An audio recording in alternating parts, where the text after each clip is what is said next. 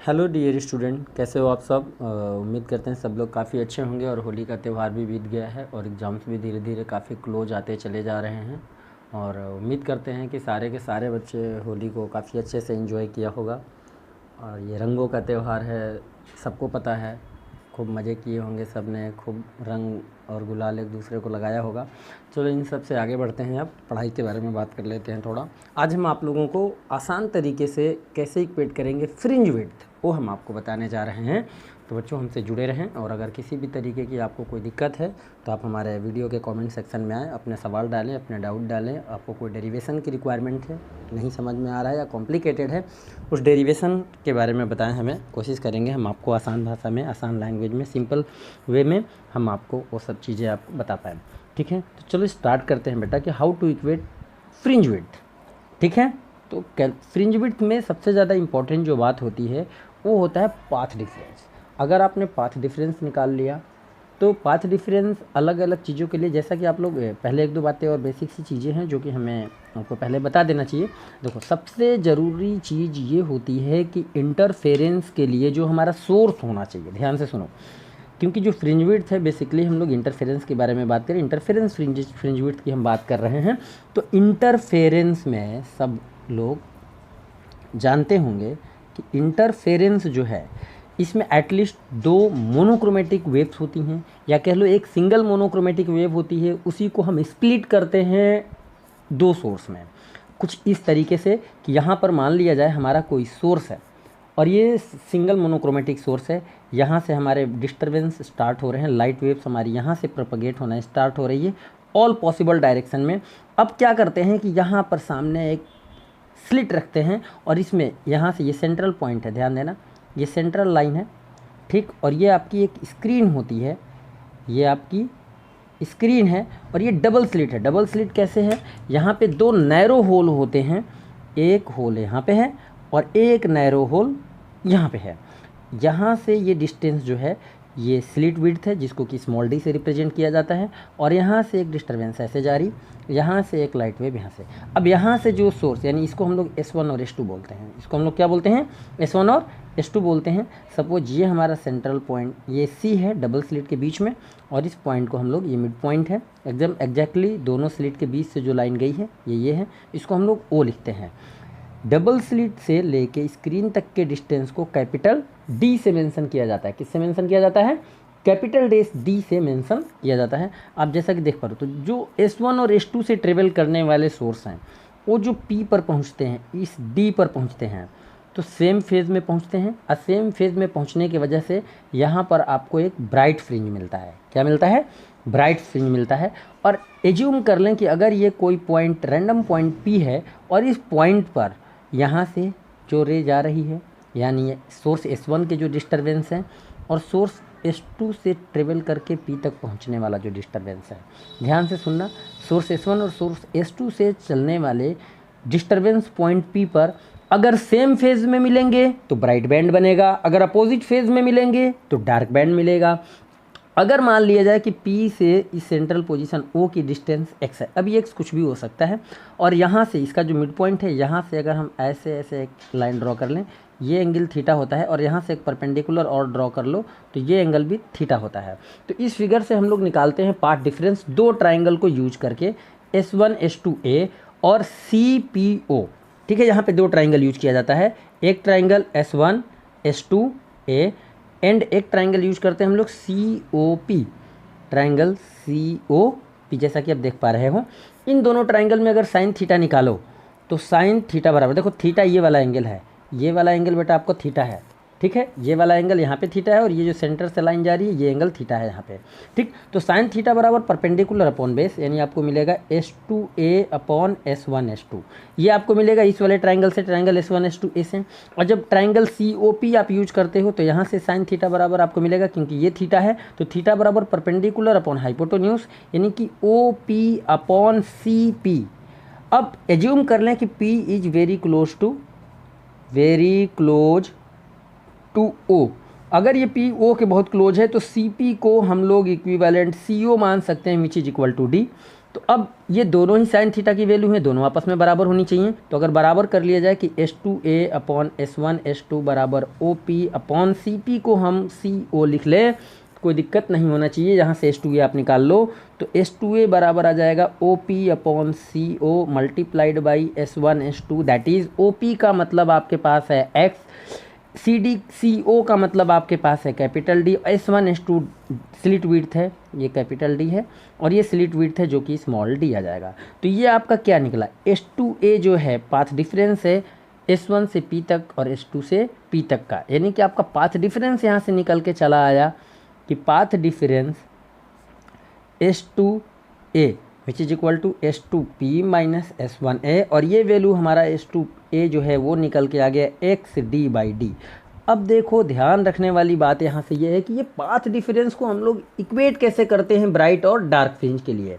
तो आपने इंटरफेरेंस का जो बेसिक डिफिनेशन है वो सब ने पढ़ा होगा कि बेसिक डिफिनेशन ये कहता है कि व्हेन टू वेव्स आइडेंटिकल होना चाहिए, nearly equal amplitude and same frequency propagating in a same medium, then by their superposition intensity of resultant wave redistributed, और उस इंटेंसिटी के रीडिस्ट्रीब्यूशन की वजह से स्क्रीन पे आपको एक पैटर्न मिलता है ब्राइट और डार्क अल्टरनेट बैंड का, which are known as fringes. ठीक है, तो ये एज्यूम कर लें कि भाई अब फ्रिंजेस तो अल्टरनेट मिल रही हैं, ब्राइट भी मिल रहा है, डार्क भी मिल रहा है, और पी पे अब कौन सा है ये हमको पता नहीं। तो वहाँ से आपको पता है एक इंटेंसिटी का, जैसे अगर हम ये एज्यूम कर लेते हैं, बेसिक सी चीज़ें हैं कि अगर हम मान लेते हैं कि हमारा जो इंटरफेरेंस पैटर्न बन रहा है दो वेव से बन रहा है, S1 से चलने वाली और S2 से चलने वाली, और दोनों के बीच में एक कांस्टेंट फेज डिफरेंस फाई है, और दोनों वेव्स कुछ इस तरीके से हैं कि Y1 हमारा है A1 साइन ओमेगा टी, और जो सेकेंड S2 से, ये S1 से ट्रेवल करने वाली वेव है, और जो S2 से ट्रेवल करने वाली वेव है वो मान लेते हैं कि Y2 बराबर A2 sine omega t plus phi जो है एक कांस्टेंट फेज डिफरेंस है। तो इनके सुपरपोजिशन से जो हमारा रिजल्टेंट वेव का डिस्प्लेसमेंट इक्वेशन बनेगा by the principle of superposition, वो बनेगा Y1 प्लस Y2। तो यहाँ से बेटा आप लोगों को एक रिजल्ट मिलेगा, जब इन दोनों इक्वेशन को इसमें रखोगे, सब्स्टिट्यूट करोगे, तो आपको जो Y का इक्वेशन मिलता है कुछ ऐसा मिलता है कि A sign omega t plus theta, और जो A की वैल्यू है वो कुछ ऐसा मिलता है कि root under A1 square plus A2 square plus 2A1 A2 cos phi, ऐसा इक्वेशन आपको मिलता है A1 square plus A2 square plus 2A1 A2 cos phi. और यहाँ से आपको इंटेंसिटी का इक्वेशन मिलता है, बिकॉज जो इंटेंसिटी होता है सबको पता होना चाहिए कि intensity is directly proportional to amplitude का स्क्वायर, एम्पलीट्यूड का स्क्वायर, यानी कि I इज इक्वल टू अगर कर दें तो एक कांस्टेंट ले लिया और A का स्क्वायर ले लें, यहाँ से कुछ ऐसा मिलता है, ये हमारा रिजल्ट इंटेंसिटी का इक्वेशन मिलता है। ठीक है, और यहीं से इंटेंसिटी का जब हम जनरल इक्वेशन निकालते हैं तो वो कुछ इस तरीके से आता है कि I बराबर I1 plus I2 plus 2 root I1 I2 into cos phi. ठीक है, जो ब्राइट, अब कॉस फाई पे इंटेंसिटी हमारी मैक्सिमम और मिनिमम होती है, तो यहाँ पे कॉस फाई बड़ा इंपॉर्टेंट रोल अदा करता है। ये जो कॉस फाई है कि अगर कॉस फाई की वैल्यू +1 ले लें और कॉस फाई की वैल्यू -1 ले लें, तो जब +1 लेंगे तो आपको कंस्ट्रक्टिव इंटरफेरेंस बनेगा। कौन सा बनेगा?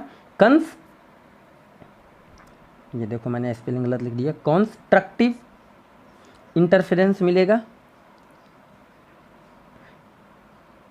इंटरफेरेंस मिलेगा। और जब कॉस फाई की वैल्यू -1 लेंगे तो आपका डिस्ट्रक्टिव इंटरफेरेंस मिलेगा। क्या मिलेगा?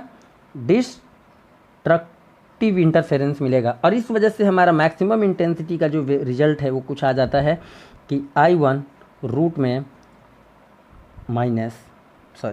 प्लस रूट I2 का होल ऑफ स्क्वायर, और इसको एम्पलीट्यूड के टर्म में लिखें तो कुछ ऐसे आता है कि A1 प्लस A2 का होल स्क्वायर।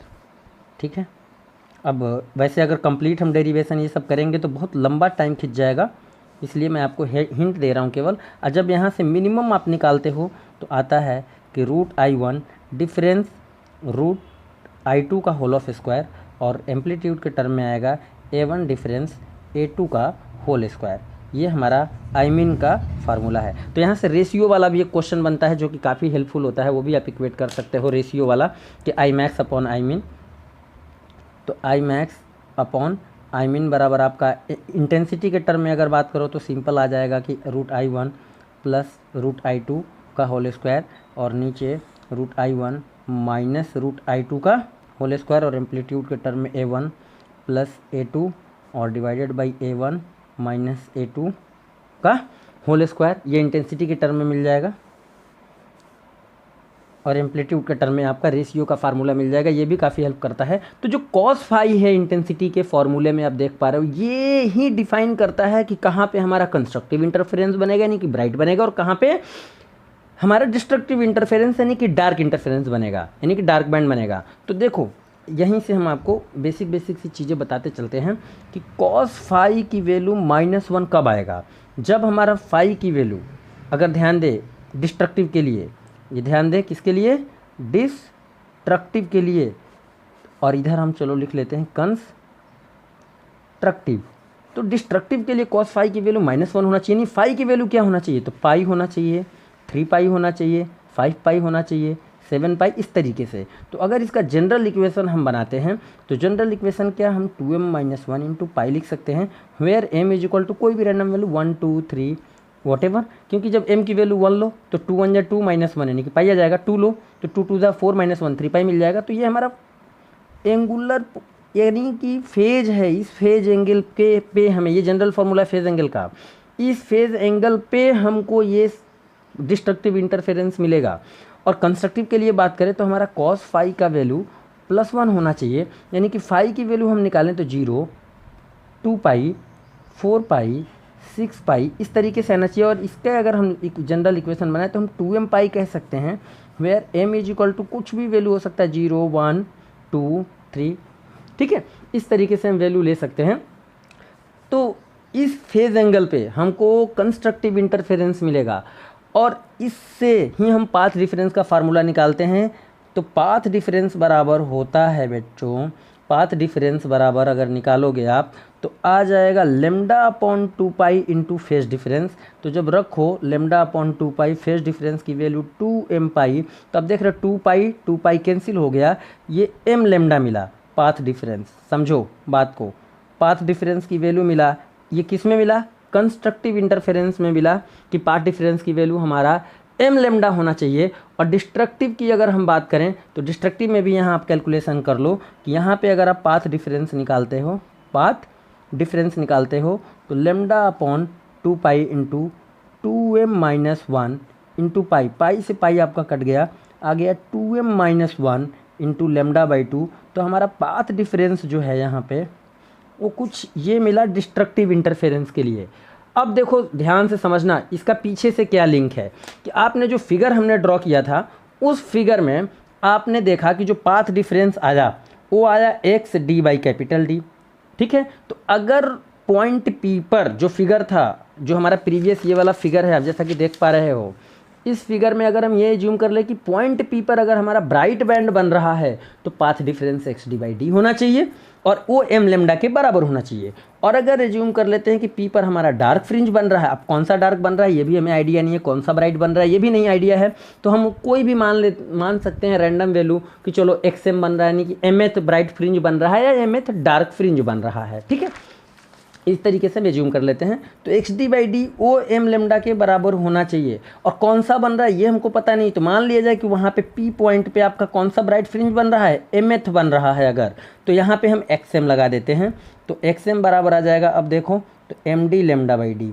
तो ये पोजीशन है पॉइंट P पे mth ब्राइट फ्रिंज की। और इसी तरीके से यहाँ पे निकाल लेंगे ये जो वैल्यू है ये भी XM d/d के बराबर होना चाहिए कि 2m-1 λ/2। और यहाँ से जब आप सिंप्लीफाई करते हो XM की वैल्यू निकालो तो आ जाएगा 2m-1 ये आ जाएगा d λ, ये m नहीं है, d λ/2d, ठीक। ये अगर हमारा पॉइंट P पर mth ब्राइट फ्रिंज बन रहा है तो ये सीन बन जाएगा कि अगर जो पॉइंट P था, अगर इस पॉइंट P पे हम ये मान लेते हैं कि mth डार्क बैंड बन रहा है तो उसकी पोजीशन का फार्मूला ये आ गया।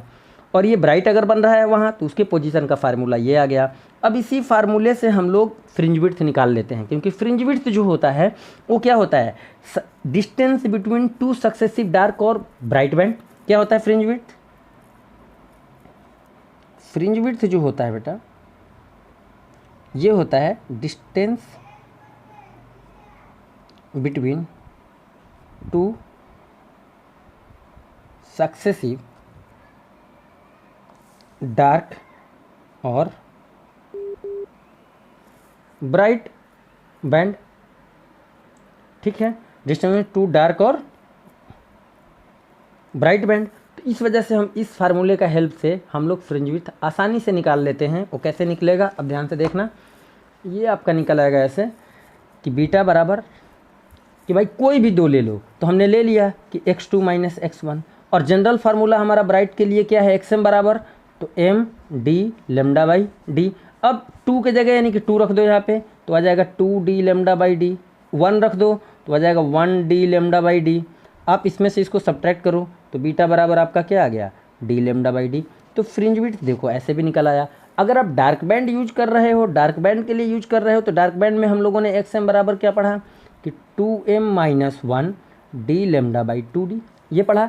अब फ्रिंज विड्थ इस फार्मूले से आप निकाल रहे हो तो इसमें भी रख सकते हो कि x2 माइनस x1, m के जगह 2 रख के सिंप्लीफाई करो तो 2 रखोगे तो 2 टू ज़ा 4 माइनस 1 यानी कि 3/2 आ गया, 3/2 d लेमडा बाई डी।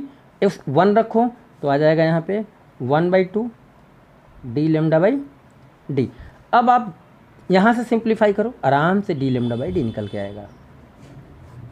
ठीक है, क्योंकि 3 माइनस 1 सारी वैल्यूज एक्जैक्टली आइडेंटिकल है, नीचे के डिनोमिनेटर सेम है, तो 3d लेमडा में से 1d लेमडा सब्ट्रैक्ट कर दो, 2d लेमडा बाई डी है, नीचे 2d, 2 से 2 कैंसिल हो जाएगा, d लेमडा बाई डी।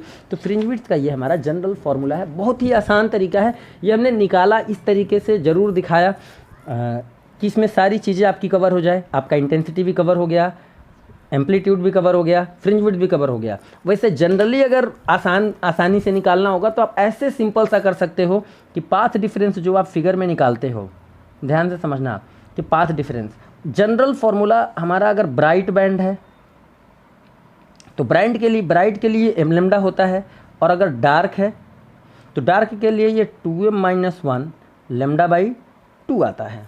ठीक है, और कैलकुलेशन से जो हम लोगों ने फिगर था, उस फिगर में हमारा पाथ डिफरेंस आया है x d by capital D। तो अगर ब्राइट बनेगा तो this value is equal to this one, और अगर उस पॉइंट P पे आप डार्क एज्यूम करोगे तो this value is equal to this one. तो यहाँ से आपको डायरेक्ट फॉर्मूला मिल जाता है पोजीशन का। किसका मिल जाता है, पोजीशन का, पोजीशन ऑफ डार्क और ब्राइट। तो पोजीशन में अगर डार्क की बात करो, ब्राइट की बात करो, तो मान लो mth ब्राइट बन रहा है, तो ये निकल के आ जाएगा आपको m lambda d by D. और अगर डार्क के लिए निकालोगे पोजीशन, डार्क के लिए निकालो तो ये आ जाता है कि 2m minus 1 d lambda by 2d। अच्छा, पोजीशन हमें मिल गया, तो पोजीशन के बाद हमारे पास डिफिनेशन साफ कह देता है कि भैया 2 सक्सेसिव ब्राइट और डार्क के लिए निकालना है। इस तरीके से आप बड़े आसानी से निकाल सकते हो। ठीक है, तो चेकआउट करो एक बार। कंप्लीट वीडियो जब तक देखोगे नहीं तब तक ये बात समझ में नहीं आएगी कि कैसे हो रहा है। तो कंप्लीट वीडियो चेकआउट करो। ठीक है, पूरा का पूरा देखो एक बार, मज़ा आएगा आप लोगों को। आज के लिए इतना ही, थैंक यू एंड जय हिंद।